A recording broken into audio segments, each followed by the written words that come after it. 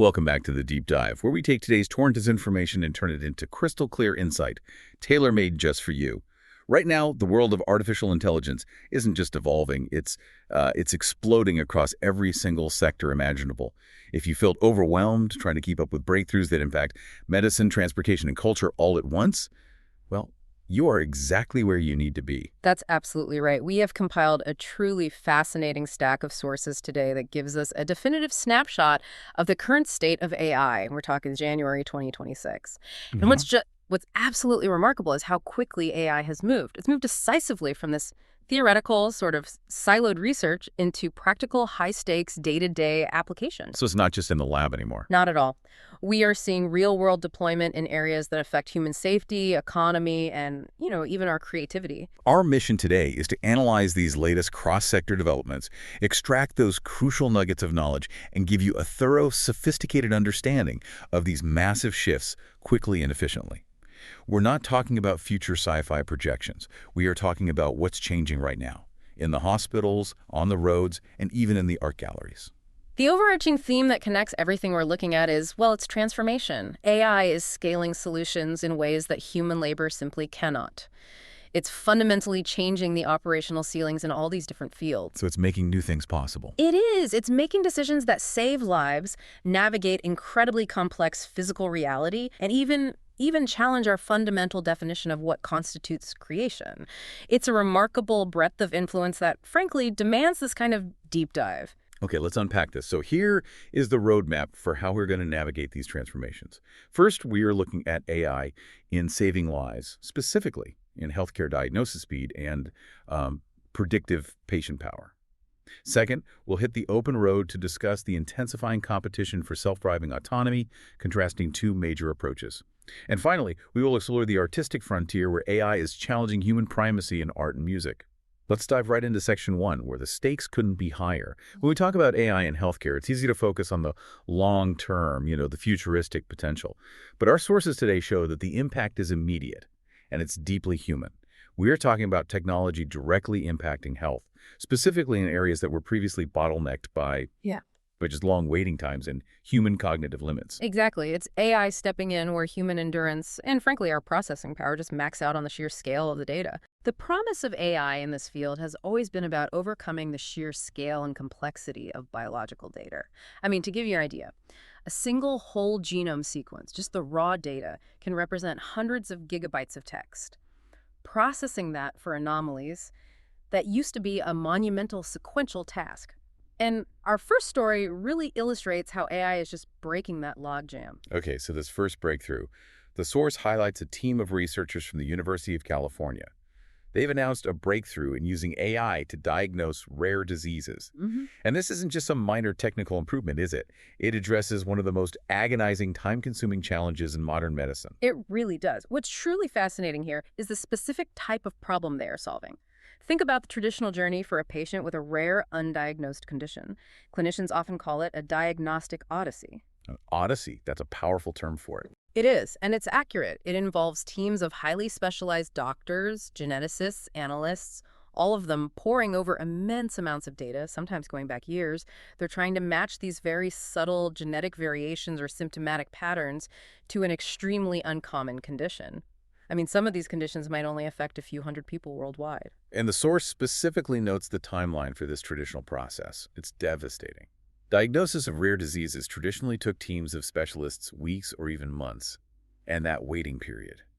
You can only imagine the emotional and practical toll on patients and their families. It often results in delayed or even inappropriate treatments while everyone's just searching desperately for an answer. Weeks or months of decline is a significant ethical challenge, and if we look closer at the sheer technical difficulty, a rare disease diagnosis often hinges on identifying these novel or extremely subtle genetic variants. Sometimes it requires analyzing an entire whole genome sequence, or WGS. So not just the easily readable parts, the whole thing. The whole thing. And a WGS creates billions of data points. For a human team to cross-reference a patient's thousands of unique genetic variations against the global library of known and sometimes newly discovered pathogenic variants, it's virtually impossible to do that efficiently. So the source reveals that the innovation lies in the AI mechanic itself. They're employing deep learning algorithms to analyze this immense unstructured genetic data. What makes deep learning uniquely capable of handling the sheer scale of billions of genetic data points? Well, deep learning is essentially a highly sophisticated, multi-layered form of pattern recognition. It's specifically trained to look beyond just linear relationships. When it's analyzing WGS data, the AI isn't just checking off a list of obvious mutations. It's looking for combinations of thousands of subtle variations that, individually might seem benign. But together they mean something. But collectively, they form a signature indicative of a rare disorder. It's recognizing the symphony of genetic noise, not just the single instrument that's out of tune. That's the right way to put it. It can process that massive data set, the billions of base pairs, simultaneously, comparing the patient's unique genetic fingerprint against a vast library of known rare conditions. And critically, it also identifies previously unseen correlations between genetic markers and reported patient phenotypes. So it's finding connections that we didn't even know existed. Exactly. This demonstrates AI's strength in pattern recognition at massive scales, far surpassing human capacity for this kind of high-throughput, subtle comparative analysis. The AI can essentially perform thousands of genetic literature reviews and cross-references in seconds. Wow. And the significance of using deep learning on these complex genetic datasets is that the system doesn't just check a list of symptoms or simple mutations. It understands the nuance, the subtle interplay between thousands of genetic markers that collectively define a rare disorder, even when those markers fall outside the commonly studied regions of the genome. Right. It allows the system to synthesize clues that might be too disparate or nuanced for a human team to piece together efficiently within a reasonable time frame, especially when they're juggling multiple complex cases simultaneously. The result, as the source highlights, is a significant speed up in the diagnostic process. And that transition from a months-long medical mystery to an actionable treatment plan being implemented in days or even hours it's just profound. This advancement offers immediate, tangible hope to patients who previously faced these medical puzzles, translating directly into better quality of life and improved survival chances. Now, if the rare disease breakthrough shows AI's power in deep scientific research, our next nugget shows its tremendous strength in practical day-to-day operational efficiency. We're pivoting from the lab to the hospital administration and continuity of care. And that's a crucial shift. AI is not just about finding new cures, it's about making the existing incredibly resource-intensive system work smarter and more efficiently, particularly concerning patient care after they leave the hospital. Right, post-discharge. The source brings up a startup in New York that has developed an AI model specifically for predicting patient outcomes. This focus on operational efficiency. It's often the unseen hero in improving overall healthcare quality. It really is. And to understand the model, we need to look at the incredibly dense data it ingests. It analyzes both structured and unstructured patient records, everything from vital signs, lab results, previous medical history, to more complex elements like medication adherence rates, the patient's socioeconomic factors that are coded into the record, geographical data, and even the consistency of their previous care plan follow-through. So it's building a complete picture of the person, not just the illness. A comprehensive portrait of risk. It's looking far beyond just the clinical diagnosis. And the specific output this model forecasts is the likelihood of hospital readmissions. Okay, so why is that specific metric, the readmission rate, such a huge deal? Operationally, clinically, and I imagine financially too. It's the nexus of poor patient outcomes and escalating costs. If a patient is discharged and then quickly returns, it often means one of two things. Either the initial stabilization was insufficient, or, more commonly, the post-discharge transition, the handoff to outpatient care, was flawed. Which is terrible for the patient's recovery. Terrible for their recovery trajectory, and it is hugely expensive for the healthcare system. In the U.S., for instance, major payers like Medicare heavily penalize hospitals with high readmission rates for specific conditions. It can be an existential financial threat for many institutions. So that financial pressure forces hospitals to treat readmission prediction as a top priority. But aren't we just automating human bias here? I mean, if the AI flags socioeconomic factors or lack of consistent follow-up, is it predicting poor health or is it predicting poor access to care based on historical disparities? That is a fundamental and absolutely critical question we have to ask about ethical AI deployment. The best models are designed to mitigate this. They don't just flag a patient because of a factor like, say, distance from the clinic. They flag them because that factor, combined with their specific comorbidities and their medication regimen, historically leads to a high probability of failure. The key is in the feature engineering and the weighting. So it forces a more holistic view. Yes. The AI forces providers to acknowledge the non-clinical systemic factors that drive patient outcomes rather than allowing those factors to remain invisible or, just ignored. So here's the tangible, practical example of what this insight enables. Let's say the AI flags patient X, a 75-year-old with heart failure, as having a 60% chance of readmission within 30 days. And it's because of complex polypharmacy issues and a lack of reliable transport. What happens then? That alert allows healthcare providers to craft more effective, hyper-personalized discharge plans immediately. They can deploy targeted, expensive resources strategically. So they might arrange for a mandatory follow-up home visit from a registered nurse within 48 hours to confirm medication understanding. Or they could coordinate subsidized transport to future appointments, or ensure a smooth transition to a physical rehab facility right after discharge. Things that would never happen for a standard discharge. Exactly. Without the AI forecasting that risk, that patient might be treated exactly the same as a low-risk patient, leading to a costly, avoidable return trip to the hospital. The model acts as a highly sensitive alarm system that allows providers to reallocate resources, which are always finite and precious, to the exact patients who need preventative, critical support after they leave the facility. So it shifts the model from reactive care to proactive, targeted intervention. That's it. And this is where we see the powerful dual impact of AI in operations. Better, more personalized discharge planning improves patient care dramatically. They avoid the stress, the risk, the regression associated with an unplanned return visit. And at the same time, it drives systemic cost reduction. Fewer unplanned return visits means significantly lower operational expenses, better utilization of beds and staff, and improved efficiency for the whole institution. It's a profound win-win scenario, driven entirely by AI's ability to synthesize massive, complex, multimodal data sets into actionable probabilities. So when we synthesize this entire healthcare section, it's clear that AI is simultaneously transforming medical research through breakthroughs like that UC rare disease diagnosis that tackle biological complexity, and practical day-to-day healthcare operations like we see with the readmission prediction model that tackles logistical complexity. Absolutely. It's a comprehensive, dual approach to operational and scientific enhancement. It's moving beyond the purely diagnostic and into the prescriptive and preventative, which is precisely where the real, measurable systemic change happens and translates into human benefit. Okay, that was a deep dive into the relatively controlled, analytical environment of the hospital. Now, we transitioned pretty dramatically to the dynamic, unpredictable environment of the highway and the bustling city street. Here, the focus shifts to AI's role in real-time, high-stakes decision-making under genuine, continuous uncertainty. And that transition highlights a fascinating contrast for AI systems.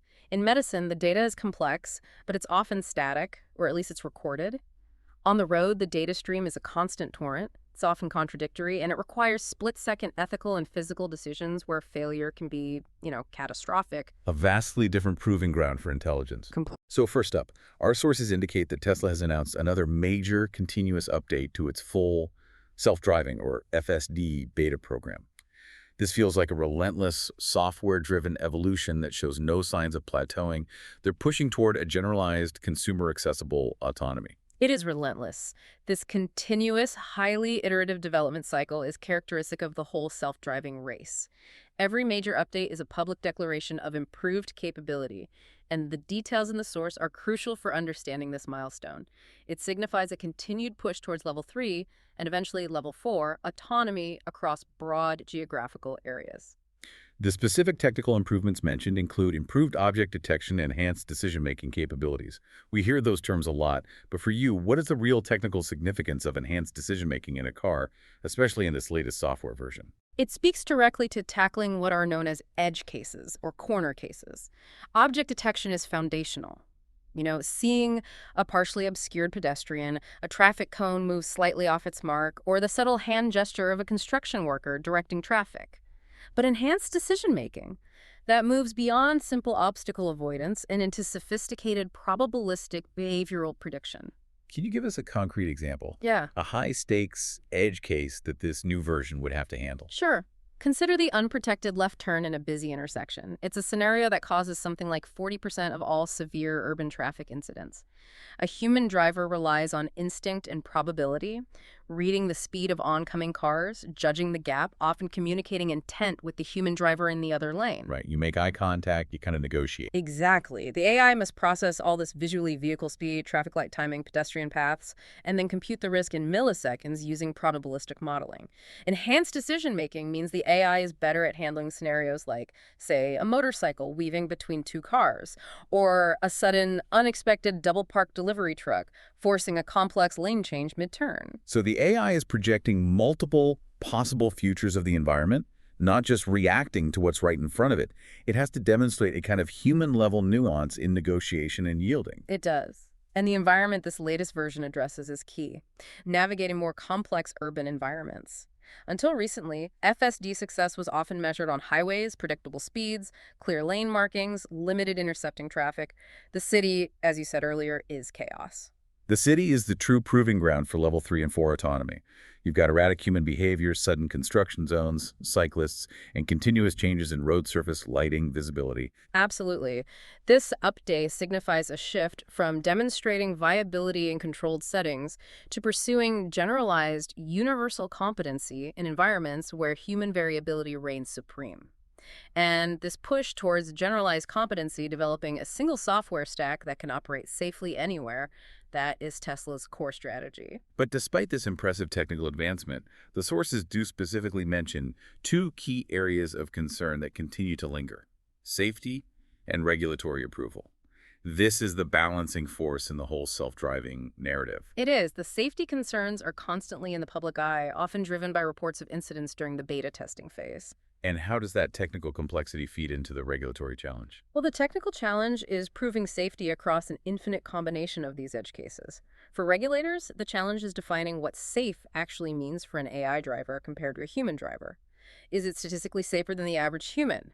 And how do we certify the safety of a system that is constantly learning and updating itself? Right, the software can change overnight with an update. Exactly.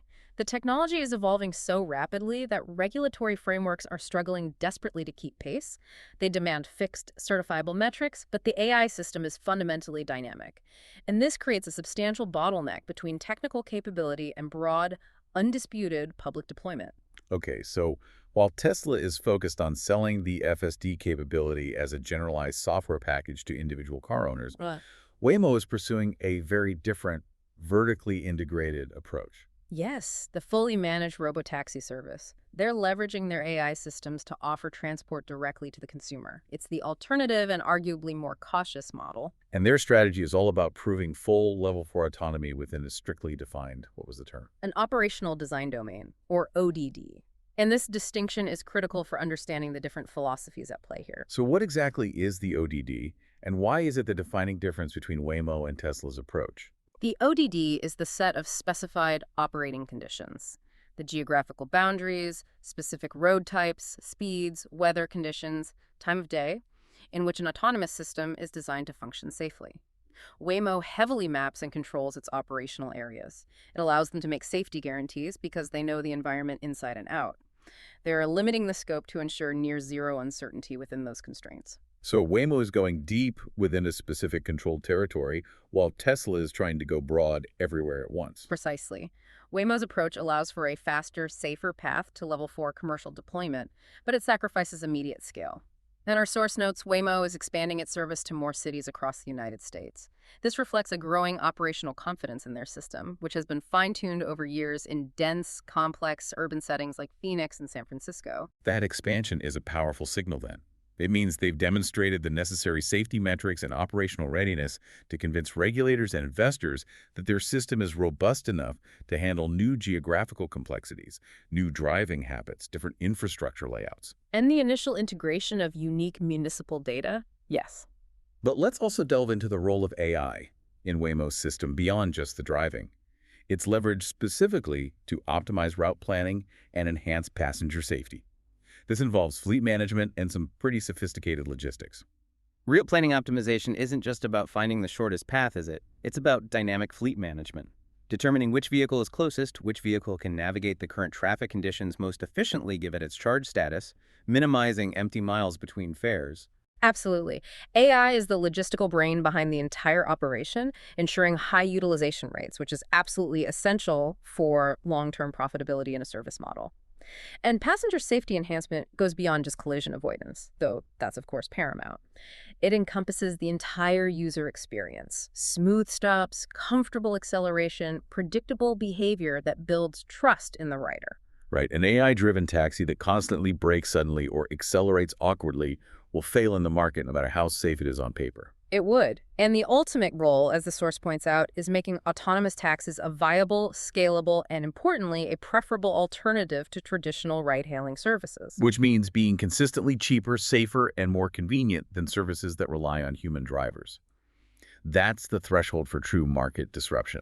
It is. So when we look at Tesla's FSD advancement and Waymo's aggressive ODD-specific market expansion at the same time, we clearly see the competitive landscape.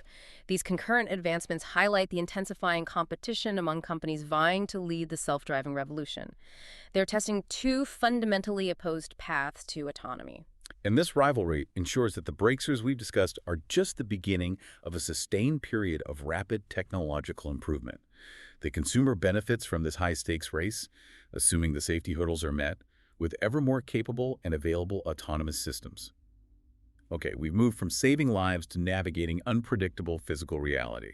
Now we shift gears entirely. We're moving from purely objective, efficiency-driven AI accuracy in diagnosis, safety and driving to the subjective, ephemeral creative side of the technology.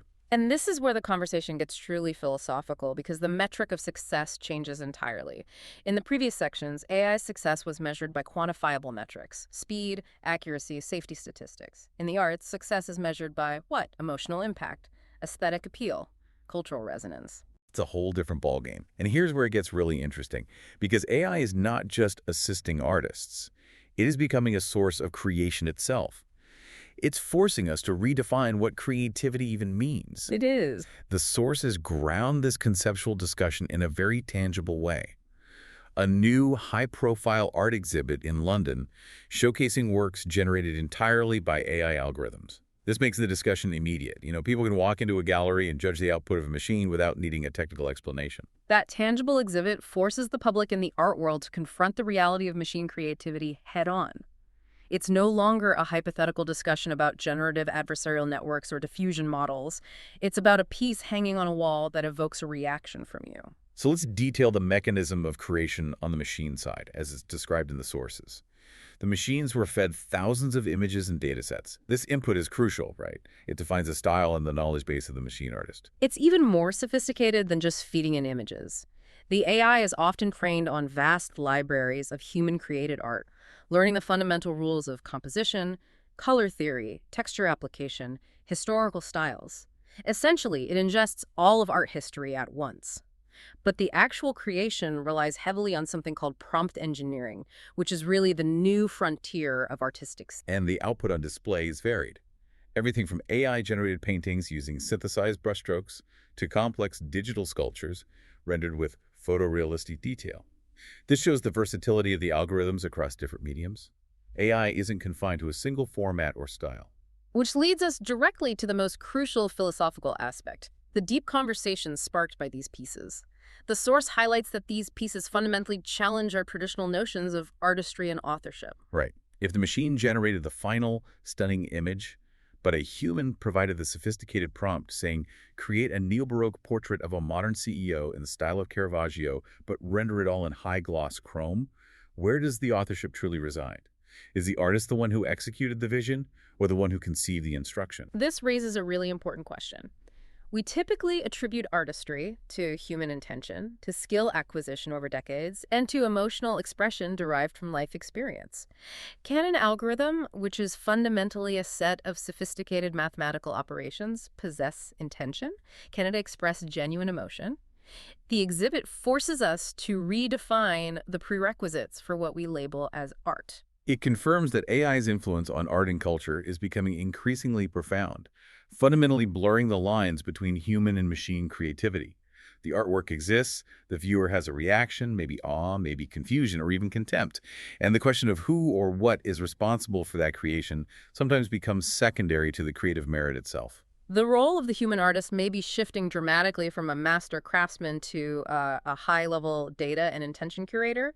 The new skill is the ability to communicate with the machine effectively, not necessarily the ability to manually render the final product. Okay, so moving from visual art, the influence is equally disruptive in music composition, which operates on different principles: rhythm, harmony, and temporal structure. Yes, and shifting mediums reveals the core difference. AI in music acts as both a generation tool and a performance augmentation tool. The sources note that several established artists are now using sophisticated AI tools to compose music, not just for minor background loops, but often incorporating AI-generated passages into their primary creative output. It's almost like having an infinitely patient and skilled bandmate. And the result is the creation of innovative sounds and compositions that were, frankly, previously unimaginable. This is the AI finding harmonic and rhythmic structures that lie outside traditional Western music theory or, human-trained expectation. For instance, generating complex polyrhythmic drumming patterns or microtonal harmonies that are computationally easy for the machine but incredibly difficult or time-consuming for a human composer to conceive and transcribe. This capability allows musicians to experiment with new styles and genres rapidly, pushing the boundaries of what music can be. For a composer, it's like having instant access to a library of every possible sound and combination, letting them iterate and synthesize ideas at light speed. And, critically, this also has enormous economic implications. If an AI can generate a perfect, royalty-free, 3-minute piece of orchestral score for a commercial, or a flawless bass line in the style of a particular genre, what happens to the market for session musicians or entry-level composers? That's where the friction comes in. The sources highlight the core debate. On one side, we have the skeptics, often referred to as purists. The purists may raise their eyebrows at AI-generated music. Their concern usually centers on authenticity and a perceived lack of soul. If the music lacks genuine human experience, emotional vulnerability, or the struggle inherent in human creation, does it possess that essential quality that defines art? They view the machine as reducing music to mathematical formulas and efficient algorithms rather than spiritual or emotional expression. But on the other side, others see it as an exciting frontier that opens up endless possibilities for artistic expression. They argue that technological tools have always shaped music, from the invention of the piano to synthesizers, and that the source of the sound is irrelevant if the resulting music is beautiful or challenging or emotionally resonant. It's an embrace of technological progress in the service of expanded human potential. And it ultimately comes down to whether you, the listener, value the process or the product. The optimists believe that the human ear doesn't care if the symphony was composed by a human genius over a year or generated by a machine in 10 minutes. If it moves you, it succeeds. And the ongoing tension between celebrating the output and maybe mourning the potential loss of traditional craft is what will define the next decade of cultural production. And copyright battles, I imagine. Oh, absolutely. It's a tension that moves the conversation beyond just the technology and squarely into what we value as a culture. We've covered an incredible amount of ground in this deep dive, tracing the explosive and multifaceted impact of AI in early 2026. We started with AI saving lives by delivering diagnosis speed and predictive power, allowing healthcare professionals to craft better patient outcomes and reduce systemic costs. We moved to the highway, watching the intensifying competition between generalized FSD and ODD-specific robotaxis, proving AI's ability to navigate the complex, unpredictable reality of the urban environment. And finally, we discussed how AI is generating culture, creating new forms of art and music, and fundamentally challenging human notions of authorship through the rise of prompt engineering. The common thread running through all these sectors is clear. AI is not just advancing, it is fundamentally transforming our world in ways we're just beginning to measure. In healthcare, the transformation is marked by unprecedented accuracy in handling massive genetic complexity and driving preventative, prescriptive care. In transportation, it's about conquering complexity and achieving reliable autonomy, despite the intense regulatory and technical hurdles. And in the arts, well, it's about expanding creative boundaries and redefining the very definition of the artist. We started this deep dive noting AI's objective power, its accuracy and efficiency in fields like genetic analysis, where a fraction of a percent improvement can save a life. And we finished discussing its subjective power, its ability to generate compelling, innovative art and music that defies human preconceptions. And this essential contrast between the objective certainty achieved in diagnosis and the subjective quality assessed in creation leads us to our final provocative thought for you to take with you.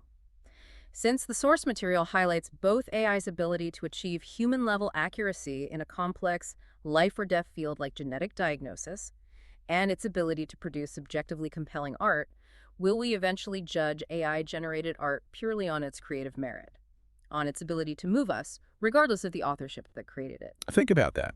If AI proves its infallibility in science and in operations, in diagnosis and in driving, will we eventually be compelled to grant its creative output the same credence in culture? Will the source of knowledge or creativity truly matter when the output itself is revolutionary or beautiful or disruptive? Something to chew on as you navigate this rapidly changing landscape. Indeed. We encourage you to keep observing and questioning the pace of change in these critical fields. The innovation we've discussed today guarantees that tomorrow's news will be even more fascinating than today's. Thank you for joining us on the deep dive. Stay curious, stay informed, and we'll catch you on the next dive.